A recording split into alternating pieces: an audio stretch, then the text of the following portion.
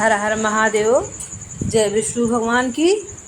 आप सभी पर विष्णु भगवान की कृपा बनी रहे। आप सभी हमारा यह वीडियो देख रहे हो, सुन रहे हो, हमारी प्रभु से प्रार्थना है कि आप सभी हमेशा स्वस्थ रहें और धन वैभव से परिपूर्ण रहें। आज हम आपके लिए लेके आए हैं जया एकादशी। भाद्रपद की जया एकादशी 29 अगस्त दिन बृहस्पतिवार को मनाई जाएगी। इस दिन जो भी व्रत रहते हैं, व्रत के उपरांत कथा अवश्य ही सुननी चाहिए, तभी पूर्ण फल प्राप्त होता है। तो आइए सुनते हैं जया एकादशी का महात्म्य और व्रत कथा। जया एकादशी जो कोई भक्त जया एकादशी व्रत का पालन सच्ची श्रद्धा के साथ करता है, उसे पुण्य की प्राप्ति होती है।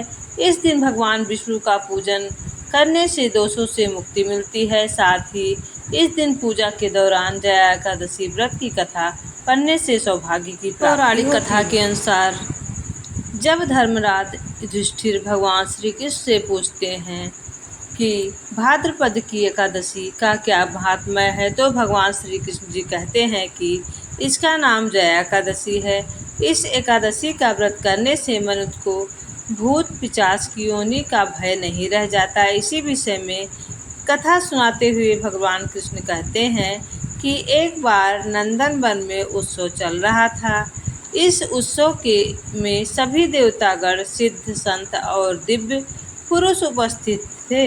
इस उत्सव कार्यक्रम में गंधर्व गायन कर रहे थे एवं गंधर्व कन्याएं नृत्य कर रही थी। उसी समय नृत्यांगना पुष्पावती सभा में गायन कर रही थी। माल्यवान नाम के गंधर्व पर मोहित हो गई।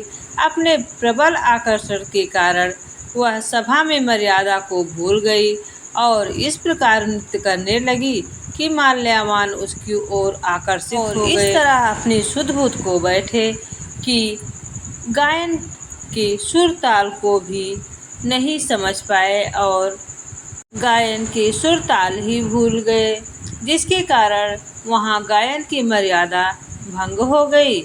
इन दोनों के इस अपकर्म से देवराज इंद्र को बड़ा क्रोध आ गया। उन्होंने दोनों को श्राप दिया कि वे स्वर्ग से वंचित हो जाएं और पृथ्वी पर अति नीच पिशाच योनि को प्राप्त हों। श्राप के प्रभाव से दोनों पिशाच बन गए और हिमालय पर्वत पर एक वृक्ष पर अत्यंत कष्ट भोगते हुए रहने लगे।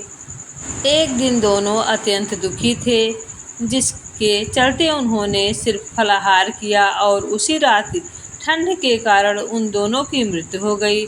संयोग से उस दिन दोनों अत्यंत दुखी थे, जिसके चलते उन्होंने सिर्फ फलाहार किया और उसी रात्रि ठंड के कारण उन दोनों की मृत्यु हो गई। संयोग से उस दिन भाद्रपद की एकादशी तिथि थी। इस प्रकार से अनजाने में जया एकादशी का व्रत हो जाने के कारण दोनों को पिशाच योनि से मुक्ति प्राप्त हो गई, जिसके बाद वे पहले से भी अधिक सौंदर्यवान हुए। पुनः